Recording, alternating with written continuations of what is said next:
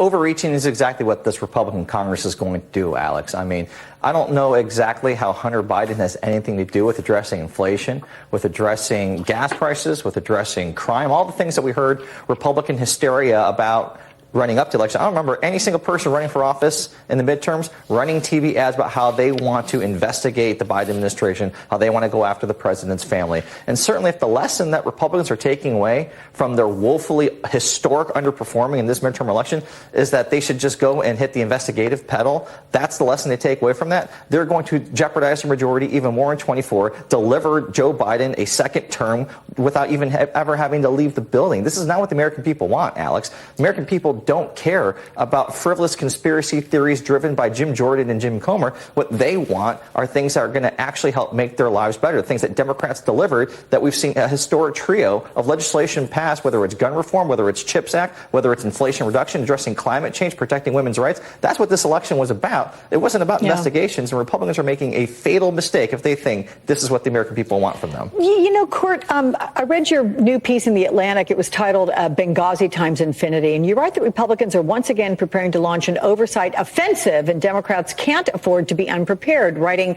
congressional Democrats are now the first line of defense for the Biden administration, and they will have a series of consequential decisions to make about which personnel they appoint to serve on Republican-led committees. I know you have firsthand experience. You got into it in this op-ed that you wrote, but talk about that. Walk us through it. You know, when the last time we had a changeover in Congress and Republicans took control against a Democrat administration, Democrats understood that this was an important moment, that Republicans wanted to use investigations to stop the Obama administration in its tracks.